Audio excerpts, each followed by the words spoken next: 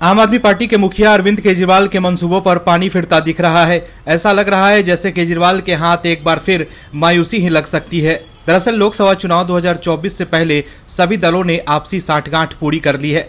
विपक्ष जहां एक और इंडी अलायंस को लेकर ताल ठोक रहा है, तो एनडीए भी पीएम मोदी के नेतृत्व में विपक्ष को टक्कर देने के लिए तैयार है। विपक्ष ने जो इंडी अलायंस तैयार किया है, उसको लेकर आश्वस्त है कि हम हर सीट पर एक साझा उम्मीदवार उतारेंगे और एनडीए के प्रत्याशी को मात दे देंगे। देश की राजधानी भी देश का मूड तय करती है।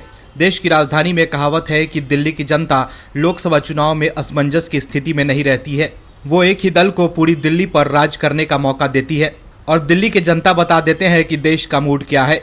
दिल्ली की जनता को पता है कि अगर एक ही दल को मजबूत करके भेजा तभी जाकर देश का भला होगा, नहीं तो किसी का कोई भला नहीं होगा। विपक्ष ने जो इंडी अलायंस बनाया है, उसको लेकर वो इतना उत्साह में है कि उसे मजबूत राजनीतिक छवि के धनी पीएम मोदी की हार स्पष्ट दिखाई दे रही है।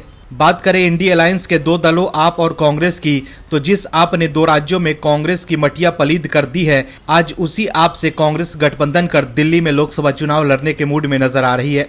कांग्रेस की सत्ता को आंदोलन से धूल धसरित करने वाली आप के दामन में कांग्रेस दिल्ली का लोकसभा चुनाव का भाव सागर पार कर जाना चाहती है।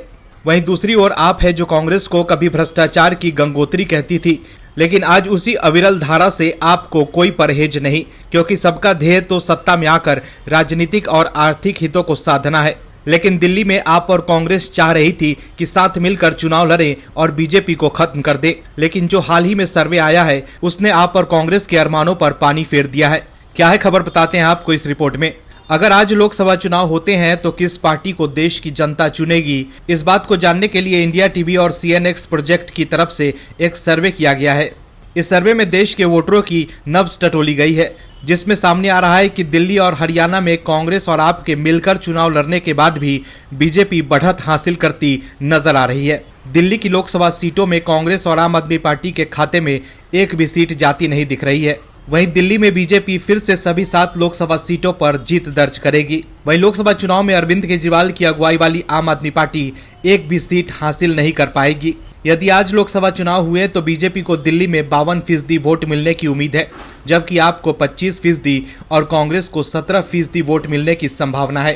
केजरीवाल सोच रहे थे कि कांग्रेस के साथ हाथ मिलाकर दिल्ली में खाता खोल लेंगे, लेकिन इस बार भी उनकी पार्टी 0 पर आउट हो सकती है।